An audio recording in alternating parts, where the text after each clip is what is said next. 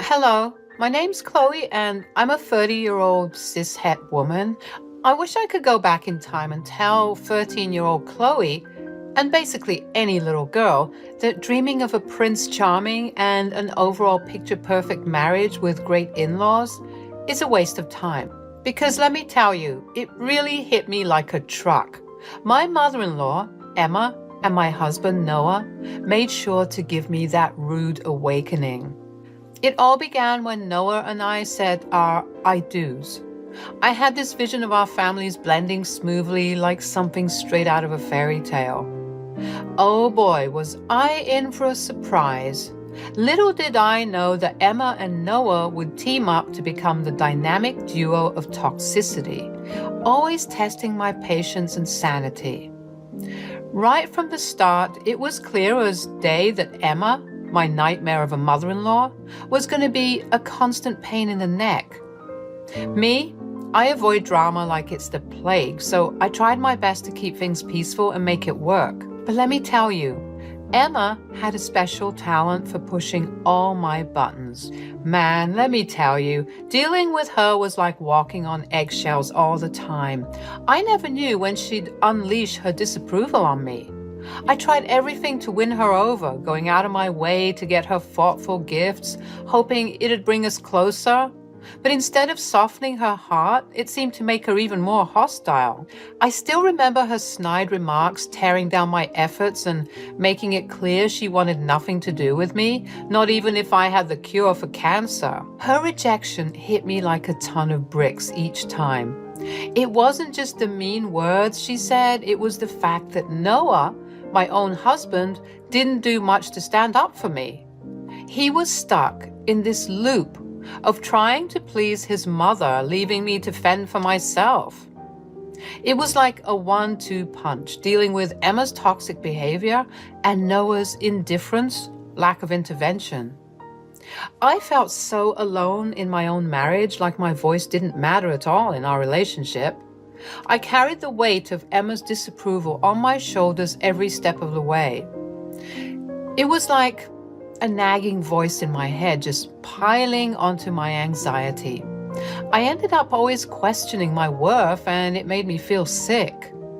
The toll it took on my mental and emotional well-being was undeniable. All I wanted was a loving and peaceful family dynamic where we could all accept and understand each other, but it felt like an impossible dream in reality. Little did I know life was about to take a wild turn I never saw coming. What happened next was going to challenge me, empower me, and take me on a journey of self-discovery and happiness. But hold on tight, because this ride's going to be a roller coaster full of surprises. Feeling the weight of Emma's disapproval on my shoulders, I knew I had to deal with this elephant in the room. So I gathered up my courage and decided to host a brunch at my place. I wanted to create a safe space to tackle all the underlying issues that had been causing trouble for way too long. When Emma showed up, she gave my home this critical once-over, finding faults in every little thing. "Oh, I see you've redecorated again. It looks like dog crap. Aren't you embarrassed? I know I would be." I gotta tell you, I tried my best to keep calm and focus on what really mattered. It was time to gather my courage and get to the heart of the matter. So with my voice shaking, I politely confronted Emma and asked her straight up what her problem was. I was hoping for an honest talk, but boy, was I in for a surprise. As soon as I asked, Emma's face twisted with anger. She exploded like a volcano, throwing insults and shouting at me with a tone that would make the devil himself squirm. Her words hit me like a slap. Not only did she attack my character, but she also spat on my dreams and belittled everything I tried to do. It hurt so bad, and I couldn't hold back the tears anymore. At that moment, I realized that confronting Emma would only ever make things worse. Her intentions weren't about resolving anything. They were all about her insecurities and need to control everything. It was a tough truth to face. It shattered my hopes of having a happy, smooth relationship. If this was some random girl I was friends with, Best believe I would have cut her off a long time ago. But this was my mother-in-law. There was no escaping this. I just couldn't take it anymore. I had to get away from that emotional assault. So I excused myself from the table, tears streaming down my face. Emma's words kept echoing in my head, just dampening the mood entirely. In that vulnerable moment, I couldn't help but wonder if anything could ever bridge the gap between us. I had no clue that hitting that breaking point would trigger such a huge change within me. From feeling down in the dumps, a newfound strength started to grow. I was dead set on rewriting this story, reclaiming my self-worth, and finding a path that embraced who I really am. After that terrible incident, I made sure to steer clear of any unnecessary run-ins with Emma. I thought maybe if I kept my distance, we could avoid another blowout. But no matter what I did, Emma was hell-bent on keeping her toxic behavior going, even from afar. She started bombarding me with these awful text messages, each one meant to tear me down further. And let me tell you, even though I was set on becoming a stronger person, those insults really got to me. I couldn't just shake them off, especially not overnight. The stress and anxiety they caused were eating me up, and it felt like I was stuck in some never-ending nightmare. I was desperate for support, so I turned to Noah, hoping he'd have my back. I poured my heart out, telling him all about Emma's relentless attacks and how they were messing with my head. But man, his response was not what I expected. Noah pretty much brushed off my concerns, acting like they were no big deal. He just said to ignore it and not let it bother me. It was like he couldn't understand the emotional toll it was taking on me. Feeling like he didn't get me at all left me even more hurt and alone. It felt like I was fighting this battle all on my own. Come on, Chloe, you're so sensitive. I know my mom can say some less than nice things, but seriously, you should grow a backbone. He acted like my feelings were no big deal, and it hurt so much. I thought he'd support me, but instead he just undermined what I was going through. I felt so alone and frustrated. We got into this huge argument about it. I tried explaining how much Emma's behavior was messing with me, but he couldn't take it seriously. He kept telling me to just brush it off and not make a fuss. I even told him that dealing with his mom's constant attacks had pushed me to the point of needing anxiety meds again. But he didn't seem to get it. To make matters worse, he even threatened to leave me if I couldn't handle his mother. It was like a stab to the heart, playing on my fear of being alone. I felt stuck in this toxic cycle where my well-being was sacrificed just to keep the peace in our relationship. Months dragged on, and I was still silently putting up with Emma's toxic behavior while Noah turned a blind eye. It was exhausting and emotionally draining, and I felt so isolated. But then, one day, as I was cleaning the house, I stumbled upon something that changed everything. I found a list of debts that Emma had piled up over time, and it hit me that maybe paying off her debts could be a way to finally bridge the gap between us and find some peace. It was a risky move, but I was ready to try anything to mend our relationship. Excited about the idea, I went to Noah and told him my plan. I hoped he would understand where I was coming from, but he said something that stepped on that budding hope. Chloe, it's already been taken care of. My aunt stepped in and paid off the debts. Well, at least she said she would. Oh, I see. I just wanted to help, Noah. I thought this could be an opportunity to show your mom that I'm willing to go the extra mile. Maybe I can get her a spa day voucher or something. Chloe, it's not necessary. You always try to do things your way, thinking money can solve everything. Just drop it, okay? She doesn't need your help. But Noah, it's not just about the money. It's about showing compassion and trying to build my relationship with your mom. I just wanted to make things right. Can't you understand? It's not going to change anything. This constant need to fix things, it's driving me crazy. Weren't you the one talking about the anxiety my mom gives you? Doing something like that would definitely send her over the edge. God, it's like you want her to hate you. Feeling defeated, I decided to let it go. Knowing I didn't need another showdown with Cruella Devil. But man, I couldn't have imagined what was about to go down after that chat with Noah. The very next day, Emma barged into the living room like a tornado on a rampage. She was furious, launching into a full-on verbal attack, convinced I was the one behind the mysterious payoff of her debts. I was sitting there frozen in the living room, anxiety churning in my gut as Emma burst through the front door. The fire in her eyes was impossible to miss, and it was all aimed right at me because I couldn't even say a word. She unleashed this relentless fury of accusations. So, you paid off my debts, huh? Who do you think you are, meddling in my affairs? You think you're Bill Gates or something? I never wanted a penny from you. Confused, I began to explain myself, but she wouldn't let me speak. Don't try and defend yourself now. You think I'm stupid? Noah sent me a text last night saying she paid off all of your debts. I knew it was you because you always had a knack for doing crap like this, but I've had enough of you. Noah then appeared in the doorway, startled by the commotion, and asked what was happening. His face showed a mix of confusion and concern. What's going on here? Why are you so upset, Mom? She was shaking with rage. I thought the vein in her forehead was about to pop. Your wife here thinks she can play savior and pay off my debts without my consent. I won't tolerate this blatant disrespect. She thinks I'm some charity case? Well, she's got another thing coming. I tried to speak to defend myself, but Emma wouldn't hear any of it. Divorce her now, Noah. She's nothing but trouble. I won't have her meddling in our family affairs and ruining our lives any longer. Tears streamed down my face as Emma's words cut deep into my already wounded heart. Noah face-palmed, clearly frustrated with the situation.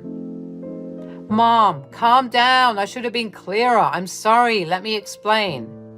Emma didn't even bat an eye at Noah's desperate pleas. She was completely consumed by rage and went on a rampage, smashing anything in the path. The whole situation felt so melodramatic and overwhelming. Right then and there, it hit me hard. No matter how hard I tried to fix things, Emma's deep-seated hatred for me seemed impossible to overcome. The toxicity in that family ran deep, and I felt totally powerless to change it. But amid the chaos, I saw Noah spring into action. He was trying to physically restrain his mother, desperate to get her attention and make her listen. Mom, listen to me. I didn't mean Chloe paid off your debts. It was Aunt Judy who offered to help. I thought you already knew it was her because we had talked about it earlier, remember? Oh. But I just received a text from her. She mentioned that an unexpected expense came up and it will take more time for the money to come through. As Noah's words sunk in, I noticed Emma's tense body language start to relax, and a hint of realization crossed her face. It was obvious she had jumped to conclusions, but her stubborn pride kept her from offering an apology. Instead, she was dead set on finding some other way to shift the blame onto me. Well, if it wasn't you, then why didn't you say that? As I realized Emma's complete disregard for my emotions, sadness quickly turned into anger boiling within me. And to top it all off, there was my favorite vase, a precious keepsake from my late grandmother, shattered into pieces on the floor. You've crossed the line, Emma. That vase was from my grandma, and you've destroyed it. What is wrong with you? Emma must have sensed that her usual strategy of just attacking everything wasn't going to work this time. She tried to switch gears and started showering me with sweet talk, hoping to win me over and get me to still help her out. But there was no way I was letting her off the hook that easily. Chloe, listen, we can find a way to fix this. Please, just hear me out. I was so angry, and all I could see was the mess Emma had created. My voice trembled as I tried to stay determined. "No, Emma, I've had enough. I'm calling the police. This has gone too far, and I refuse to be treated like this any longer."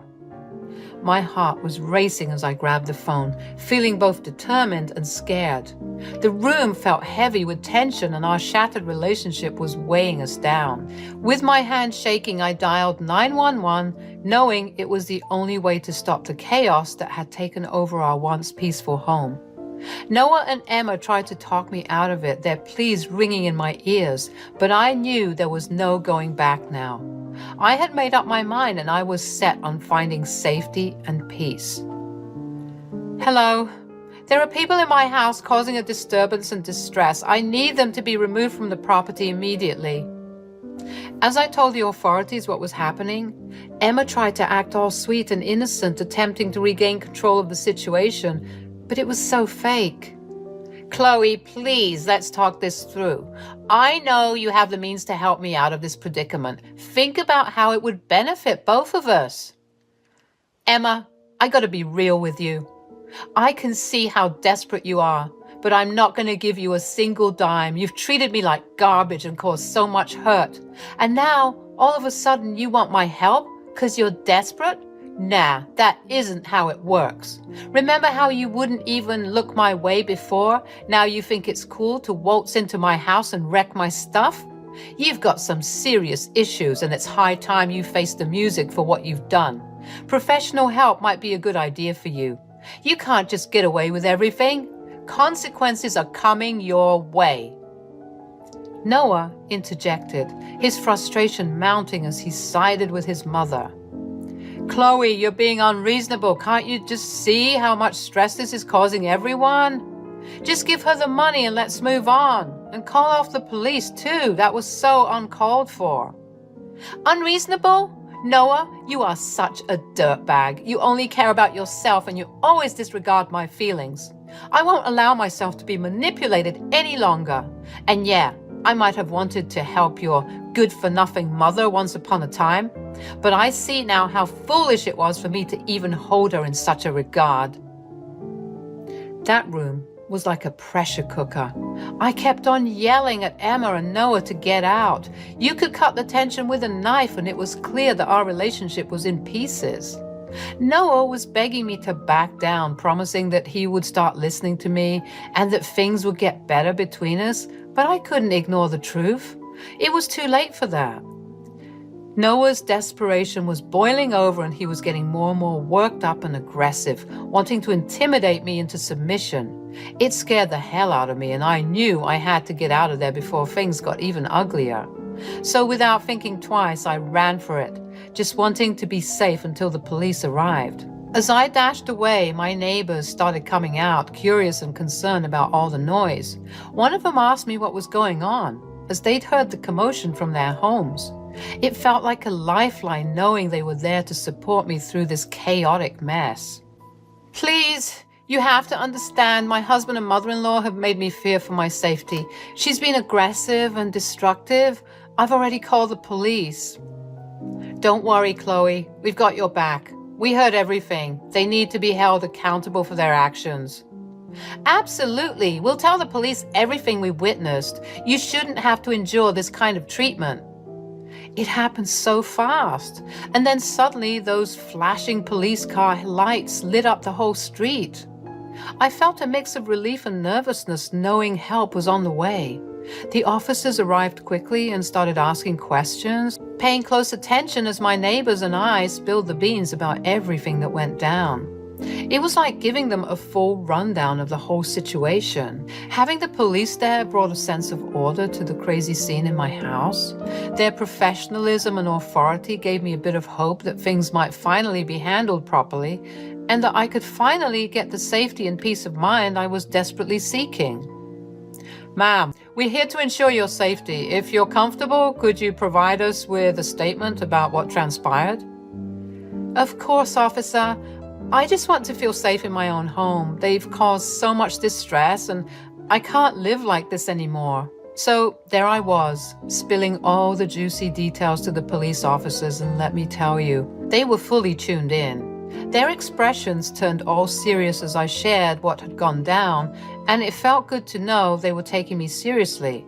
It was like a weight had been lifted off my shoulders. Before you knew it, the cops marched over to Noah and Emma, and they weren't messing around. They gave them a stern warning and told them to cooperate and come along peacefully to the police vehicles waiting outside. It was like a scene straight out of a movie, and I couldn't help but feel a sense of justice finally being served. "Chloe, please call off the police. We can work this out." "It's too late for that, Noah. I've endured enough. It's time for the law to intervene." My neighbors were there for me, supporting and encouraging my decision, and even urging the police to take action. It meant a lot to have their solidarity and care during such a tough time. With their support, I felt stronger and more determined than ever. After cutting ties with Noah and Emma, I finally felt a sense of relief. Their toxic influence was gone, and I could breathe freely again. Each day felt brighter, filled with a newfound peace that I hadn't experienced in a long time. No more living in fear and uncertainty. It was my chance to rebuild, heal, and create a life that was truly mine. News spread quickly in the neighborhood, confirming my suspicions. Emma's financial situation took a hit, and her home got repossessed because of Aunt Judy's broken promise. It was a clear reflection of the destructive path she chose. Despite the turmoil, Emma still tried to reach out to me, maybe seeking help. But I knew better than to fall for it. I took legal measures to protect myself and got a restraining order against her, ensuring my safety and peace of mind. As time went on, I focused on my healing journey. Therapy became a vital tool in rebuilding my self-esteem and finding my voice again. Supported by friends and neighbors who stuck by me, I rediscovered my strength and resilience. The unexpected benefit was that my anxiety decreased significantly. Noah and Emma's toxic presence no longer weighed me down, allowing me to reclaim my inner peace. I started thriving, pursuing my passions and dreams with a newfound energy. Gone were the days of living in fear. I embraced my true self, valuing my worth and refusing to settle for anything less than love and respect. The healing journey wasn't over, but I celebrated the progress I had made. Life continued, and I welcomed new opportunities surrounded by genuine connections and a sense of belonging. The scars of the past began to fade, and I grew stronger, knowing that I had survived and come out wiser on the other side.